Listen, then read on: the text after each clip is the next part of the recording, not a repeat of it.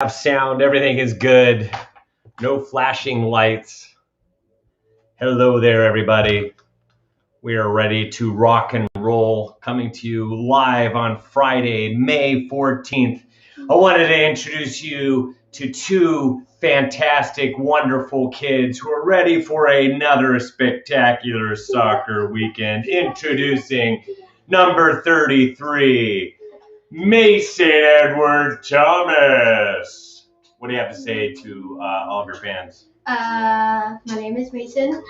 That's good stuff. I'm going to go play soccer this weekend. Good. Do little pool activities, things like that? Yeah, that's awesome. All right. Now introducing in this corner, number 99. She is 10 years old. Ho, ho, ho! I can't. Ho, ho, ooh. Athena Rose Thomas. Number Coming to you 99. live, Housing Debrief. Episode number 13, season 2. All right. Now in this corner, The better 99. the other 99. Better. No, we don't say that stuff. She is coming in at 12 years old. The almost 13. Not quite. Alana Joe Thomas, also known as AJ. You also ready for a fantastic weekend? Anything to say to your fan club? Good win. All righty. Thank you very much for joining us. You could say something really quick if you'd like. Have a great weekend, everybody, and enjoy this episode of Reports on Housing. Housing Debrief. Housing Debrief. Thank you. She does a fantastic job, doesn't she? All righty. Thank you very much. Now the question is, can they watch TV? Well, yes. We don't need them making noise in the background. Let me shut that door. So anyways, let's go ahead and begin. Here we are with the Housing Debrief, and there we go. Uh-oh. A little technical difficulty for Stephen Thomas. And all right. That's why I did that. Okay. So, anywho, let's go ahead and, like I said, get her started. And like to thank our sponsor, Kevin Buddy from Monarch Coast Financial. And Kevin Buddy deals with, of course, more than one kind of borrower and more than one kind of loan. Deals with everything from full documentation loans to alternative documentation loans to investor financing and private money, everything in between from full doc to private money. So he deals with everything. Loads and loads of experience, has been doing this since 1976. He's a good friend of mine, and we like to talk economics and all that good stuff. I can't wait to do it all in person now that we're fully getting to be vaccinated. Pretty fun. I have my first live meeting at the end of this month, so can't wait for that. But anyways, Kevin Buddy at Monarch Coast Financial, he too can help you and your borrowers. And you can reach him at 949-422-2075. That's 949-422-2075. Thank you, Kevin Buddy from Monarch Coast Financial. And Reports on Housing, your local real estate snapshot, that is our company. And it's about bringing real, honest to goodness facts and data and having an economic model to draw from to explain exactly what's going on in the marketplace. We don't like to report that much on closed sales activity because that's looking more in the rearview mirror. We're more interested in what is going on today. That is the active listing inventory. That's the supply of homes. So supply, and we also have demand. That's the last 30 days worth of pending sales activity. So supply and demand, and then how fast is this market moving? What is the expected market time? What is the speed? Market time, place your home on the market. When are you going to open up escrow? You need to know that as a buyer. You need to know that as a seller to properly calculate what needs to be done. So it's all about setting expectations of buyers and sellers and family and friend and everybody. And we have reports that dot all over Southern California. And the most recent one that came out for Riverside and San Bernardino this week, came out for LA, Orange County, and San Diego last week, was titled On the Endangered List. And that's it, on the endangered list. So it's all about the lower ranges and what's going on and how they are vanishing, and giving you the numbers, because yes, there are fewer homes coming on the market, but not necessarily in the upper ranges. It's really in those lower ranges. So our company is Reports on Housing. Go there to our website, reportsonhousing.com, click on subscribe, and we have a ton of links at the bottom of the email that we send you for copy, cut, edit, paste, for printing it out, Excel spreadsheets, excerpts, tons and tons of charts. Comes out every 2 weeks. It's $15 per month or $150 per year, and you get a month free if you sign up utilizing the coupon code inflation, because that is what we're talking about today, inflation. And speaking of inflation, so how is inflation going to affect housing? Will inflation hurt housing? Well, let's first go over what's going on in housing and bring it all home. Housing is nothing short of crazy. It is insane. And it has a lot to do with supply and demand. Very, very little minimal supply and a lot of demand. Sounds a lot like lumber, right? Right now. So the active inventory, this is where we are as of today. And today it's at 16,556. It's up 4%, or up 573 homes. It went up in all counties except for Orange County. Orange County actually went down 1%, and but all the other counties actually were surging upward. So this is a good sign. After it went up a month ago, and then 2 weeks ago we got a negative reading, and now this time we got another positive reading, which it means it's trying to go up, in spite of the fact that interest rates are so darn low. Last year at this time, we were at 31,430, and that is where we peaked last year. So for all of Southern California, and that is 90% more than where we are today. And if you look at the 5-year average, because I don't really like to compare it to last year, and we're especially not going to be able to compare it to last year going forward for inventory, but the 5-year average was 39,511, which is 139% more than today. That's almost 2.5 times where we are. So as far as the number of homes placed on the market for the month of April, for the 5-year average, it is 12% off of that for the month of April. And that's across the board. Even in LA and Orange County, which were actually didn't have, they had almost the same number of homes come on the market for Orange County. And in LA actually had a few more for the first quarter. But in the month of April, across the board, every single county had fewer homes compared to the 5-year average, missing 3,264 sales signs for the month of April alone in Southern California.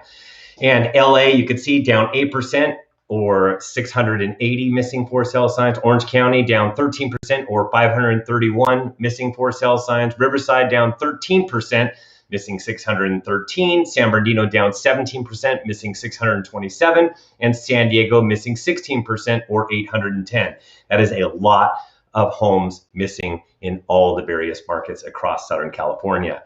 And the main culprit, it's not COVID, it's where will I go? For Pete's sake, if I cash in on this great market, where am I going to go? What am I going to be able to buy? It's all empty out there. And another phenomenon is a lot of people sitting back waiting, saying, I'm sitting pretty, I own a house, so everything's fine for me. And so it's bringing fewer homes to market right now. So let's look at SoCal demand. And yes, it is pumping really hot. And the fuel to this engine is low rates. So if you look at it, 2.94%, this was as of yesterday. This actually went down further from 2.96 to 2.94%. So it's going down. Only slightly, but still, we've had 17 record lows since March. And then this year it started to come back up, but it's been going down over the course of the last 6 weeks. And if you look at it, this is where we were in March, where interest rates finally got up to about 3.125%, almost 3.25% for some people, and for some lenders. But that was where we were hoping it would continue to go up. But since then, the interest rates have actually come down further fueling demand. And if you look at Southern California demand, this is the snapshot of the last 30 days worth of pending sales. And today it's at 19,755, up 1%, or 180 pendings. So that's a few more pending sales, not as big of an increase as the inventory right now. And if you look, last year we were at 12,450. So you could see actually we were coming off of that bottom, and May of last year is where we started to get that V-shaped recovery. As you could see, it was very much looking like a V, and we did a report called V-shaped recovery, and it was down 37% compared to where we are today, but it was down 50% before. So you can see definitely improving. 5-year average is 18,413, which is 7% less than where we are today, or 1,342 fewer pending sales. So we're doing more right now, just not grotesquely more. So you can keep that in mind. Part of that is because of the lack of homes coming on the market right now. And so how fast is our little rocket ship go-kart going? Well, this is the expected market time. This is the speed market time. When you place your home on the market, when are you going to open up escrow? Where is it at right now? Well, this is where we are, since listing inventory is going up so fast compared to the demand. We're actually seeing demand, the expected market time rose from 24 days to 25 days. So yes, it's slowed down just a skosh, but at 25 days, it is still way too hot. And last year we were at 76 days. You could see it was coming down. I like to look at the 5-year average. That 5-year average is at 65 days. So we're far below the 5-year average for all of Southern California at this time. So at 25 days, that's why we've got this going on. Values just absolutely screaming upwards. So what about that inflation, Stephen? What does that have to do with this housing mix and the inflation of housing prices? You can't get the two totally mixed up, because the housing is a bit more volatile right now, with supply and demand, and supply being so extremely low. We're seeing this surge, and it has more to do with supply and demand than anything else. But you could see the CPI, this is what came out this week, was at 4.2%. That's the year-over-year CPI index, and even core was above that 2%. It was at 3%. And then the producer price index came out as well, and that was at up 2.3%. So you can see that we're starting to get some inflation in the mix, and so a lot of people are talking and presuming that, this is going to be like the 70s. And ironically, we had gas lines this week, and it had nothing to do with of course, inflation like it did in the 70s. But it was a reminder of that. And a lot of people are actually now thinking, because of all this inflation, we have 6 more months left in the real estate market, and then it's going to go bust, which is absolutely not the truth. We are not feeding a bubble, and let's watch inflation. And I'll tell you, and I'll bring this all home in a second. But you can see this is where PPI is, and so I want to kind of like tell you a little bit of a story about how we got here. And before the coronavirus BC data, that is Logan Motoshami, he's the one that brought us that, and that terminology. But before the coronavirus, everything looked spectacular. Then along came COVID. And really started to hit home in March, but we actually saw it in the numbers, in the data. The 10-year Treasury was already moving in February because of what was going on internationally. So we had COVID came around, and then after the disease came out, and we went into this pandemic, and then all of a sudden everything was shut down. The economy was shut down. All the charts went negative. That was what happened to all the macro charts. And the GDP for the year was down 3.5%, and it was the worst, the biggest drop in GDP since 1946.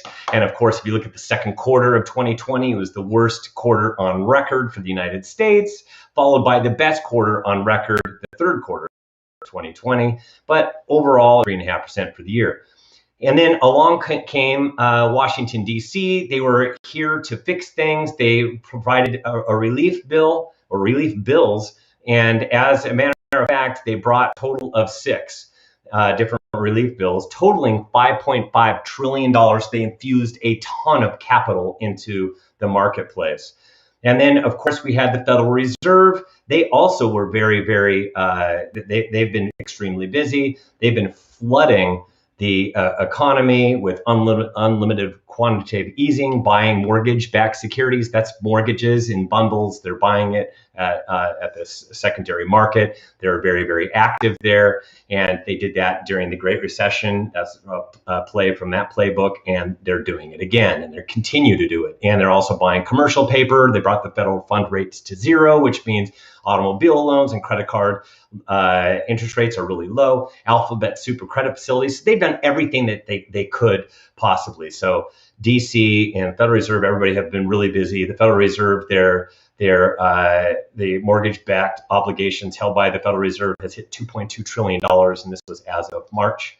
And then we have the third layer of this story. So COVID-19 vaccine came around, and what we've seen is 45% of the population is now vaccinated, and now we can even we're scheduling appointments for our kids, our two daughters that are younger, because you can get 12 to 15-year-olds vaccinated at this point.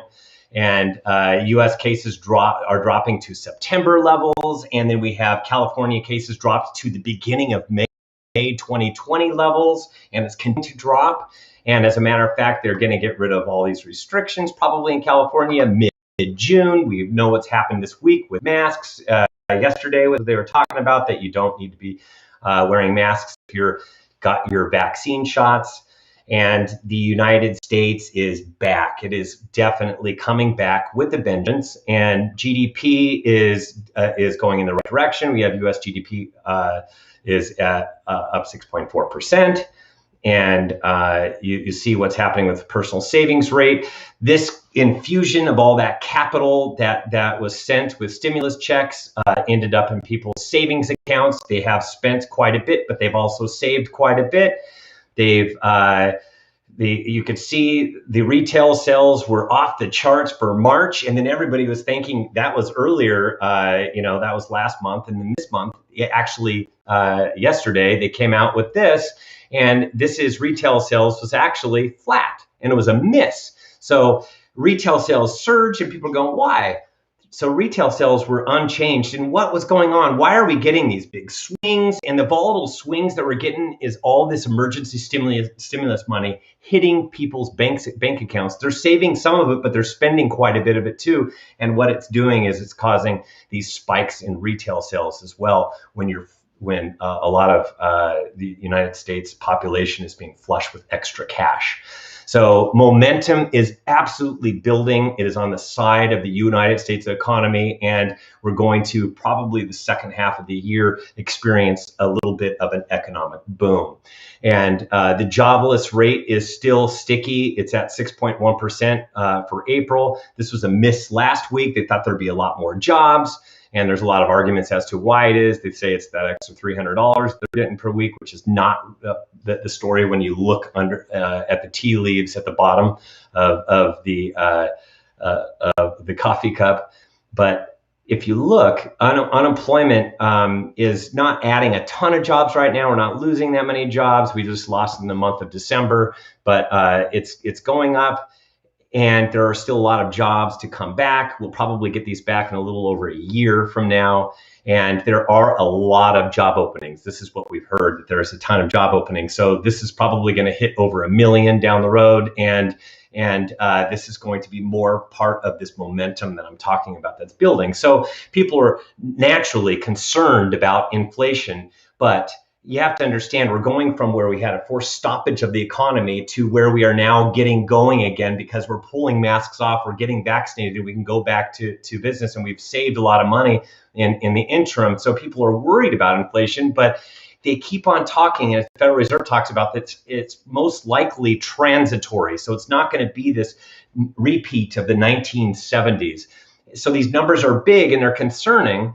But you have to understand it. Everybody's saying because we're flooding the markets with so much capital and consumers, and we've done so much. But you have to understand that what we did was just a bridge to get us over the COVID-19 wave, and we're almost there to the other side. So there is light at the end of this tunnel. But as a result of all that stimulus, yes, compared especially to last year, when you compare some of these numbers, yes, things going to look really good, just absolutely red hot.